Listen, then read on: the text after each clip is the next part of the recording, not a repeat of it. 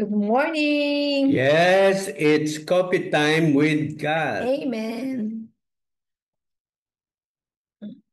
So ang gospel natin for today, Jesus and Nicodemus.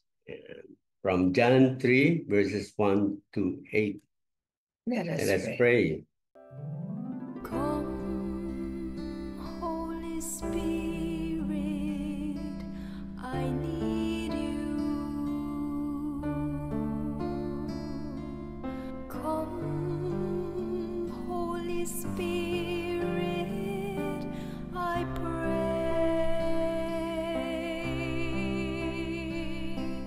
Come with your strength and your power.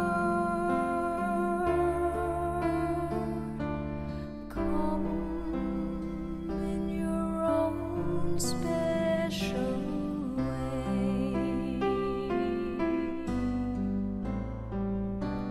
Come like a spring in the desert. Come to the weary of soul. Oh, let your sweet healing power touch me and make me whole. A reading from the Holy Gospel according to John. There was a Pharisee named Nicodemus, a ruler of the Jews. He came to Jesus at night and said to him, Rabbi, we know that you are a teacher who has come from God, for no one can do these signs that you are doing unless God is with him. Jesus answered and said to him, Amen, amen, I say to you, unless one is born from above, he cannot see the kingdom of God. Nicodemus said to him, How can a man once grown old be born again? Surely he cannot re-enter his mother's womb and be born again, can he? Jesus answered, Amen, amen, I say to you, unless one is born of water and spirit, he cannot enter the kingdom of God. What is born of flesh is flesh, and what is born of spirit is spirit. Do not be amazed that I told you, you must be born from above. The wind blows where it wills, and you can hear the sound it makes, but you do not know where it comes from or where it goes. So it is with everyone who is born of the Spirit. The Gospel of the Lord. You do not know where it comes from or where it goes. So it is with everyone who is born with the Spirit. So yung last part. Mhm. So yun yung pinag-isipan ko din na mabuti na siguro gusto ni Lord na naisip ko rin yun kasi I am seeking the Holy Spirit. When I seek the Holy Spirit, tulad nito, raramdaman mo. No, pag naramdaman mo, doon na siya lalabas eh. Kasi para sa akin, pag the more na hinahanap mo, gusto mong makita, gusto mo ano, saan pagaling, lalo hindi mo yun makikita. So parang yung faith mo na lang kay Lord na we have all the Spirit that God has given us already sa loob natin, and magtiwala na lang tayo doon. No? And then, hindi mo alam kung saan siya, kung paano, no? Kung paano ka gagalaw doon sa spirit na binigay ni God sa iyo. Yan yung sa akin. Okay. So ang parang na-pick up ko dun sa sinasabi mo, ang spirit, hindi mo talaga nakikita. Mm-mm. Nararamdaman mo how the spirit will move in your life. Yes. Tiwala ka na lang Mm-mm. kay God, no? Kasi pinangako niya yun na ibibigay sa atin na spirit eh. So tiwala ka na lang that God will also lead you kung paano mo ma-pick up yung leadings ng Holy Spirit. Mm-mm. Amen. Okay, ako naman born of a spirit. Kasi yung nangyayari sa atin kung saan tayo pinanganak, that is flesh. Mm-mm. Born of flesh. So yung born of flesh, ito yung sa mundong ibabaw. Born of the Spirit is our spiritual life. Na-pick up ko lang dito. When you are born of the Spirit, kung ang ating katawan is body and soul. So, pwede yung katawan natin na ipanganak na ko, merong spirit yan. But the spirit can be just yung nagbibigay ng buhay sa atin. But the spirit that is born from above, ayan yung ibinigay na ng spiritus ng Diyos sa atin. So that we can move in accordance with the will of God. Kung ano yung kanyang gusto para sa iyo. Ngayon, dalawa yung baptism na lumalabas. Yung isa, baptism of water. So yan yung cleansing ng spirit. And then after we are cleansed, ito na yung bibigyan ka ulit ng another life that is of the spirit. So ito na yung magbibigay ng power. Yan na yung power natin. Okay, sige. So ang nakuha ko yung since ang tao, dalawa kasi yung life niya, isang spiritual life at saka yung earthly life, which is really two different things. At medyo mahirap maunawaan yung spiritual life kasi yung earthly life nakikita, yung spiritual life hindi. Ngayon, hindi lang yun. Kung wala kang faith, yung spiritual life mo hindi lalabas. Hindi siya gagana.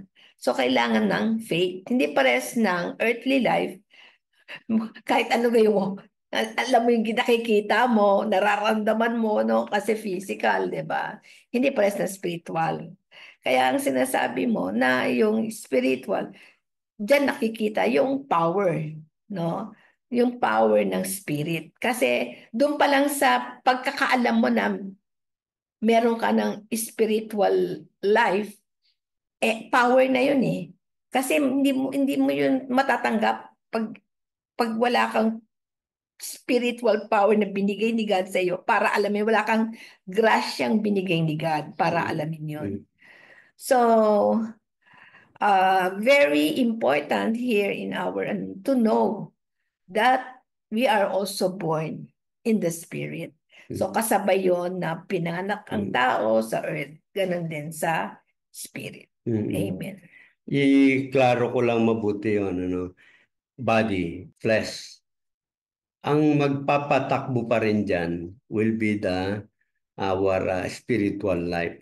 Kasi yan yung yan yung nagbibigay pa rin ng direction dun sa body natin. So yun yung correct sa spiritual life. So maganda sana talagang yung tayo kasi yung body natin, meron tayong free will can also choose kung yung spirit, hahayaan natin na yung spiritual life natin ay gumana sa ating buhay. O, pwede ring hindi, i-ignore. No? That means nag-enjoy ka lang sa iyong fleshly pleasures. Yun. So, kailangan talaga yung ito yung parang sa tingin ko, ito yung message dito.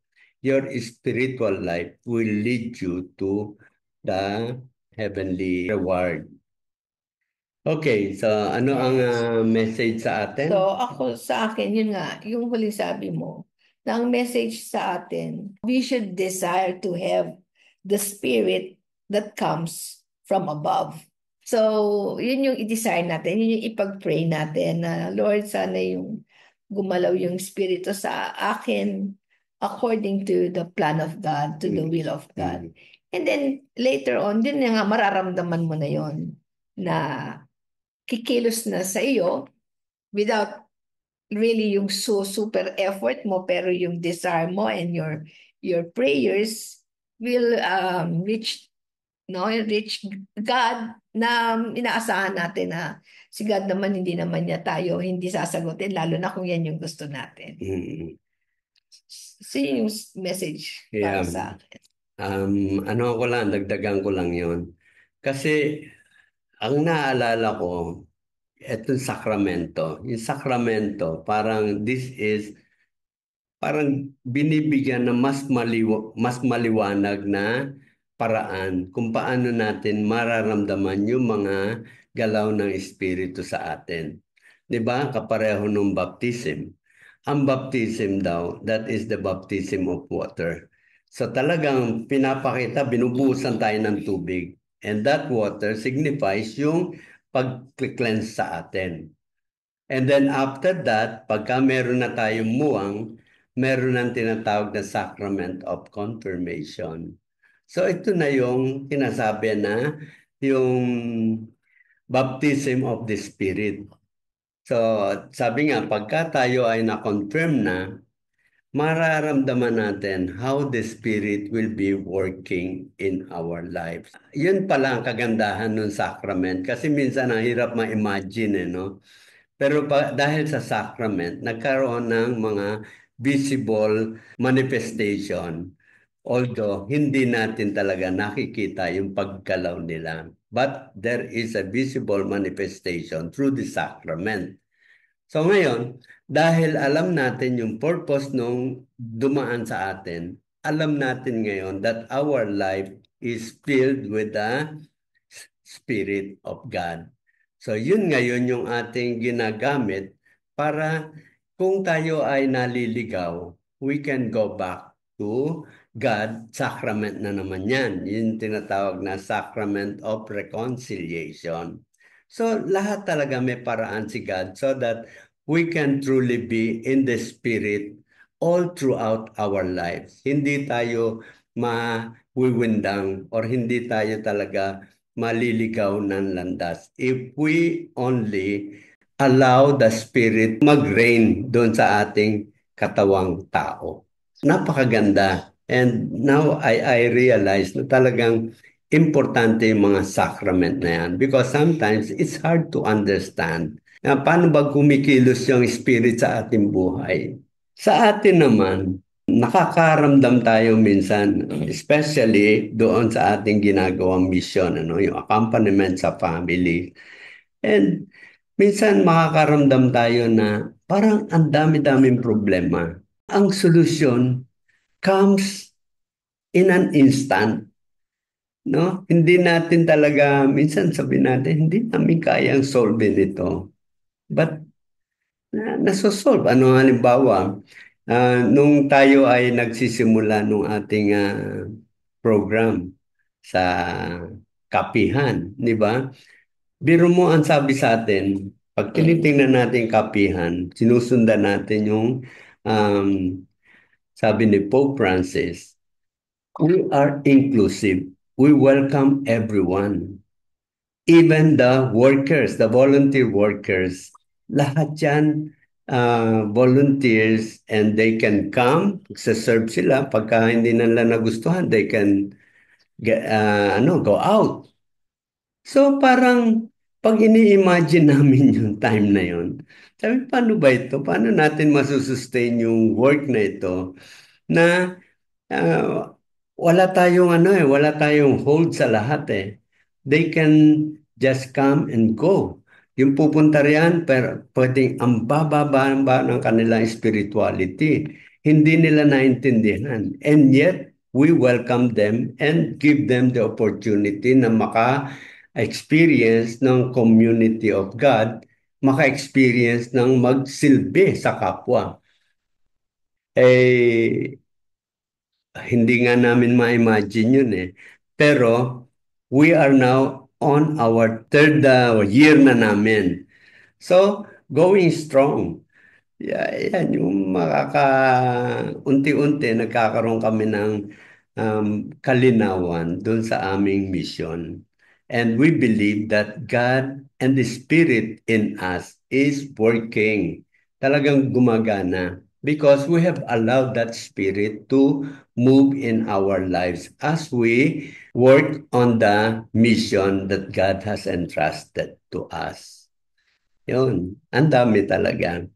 Kaya sa amin, hindi namin pinag-uusapan yung paano ba natin mapifinance ito. Yung workers, how can you sustain? na lahat sila can always go out pagka nagsawa sila sa trabaho. One of the things na talagang hindi namin inaalis yung aming gospel reflection.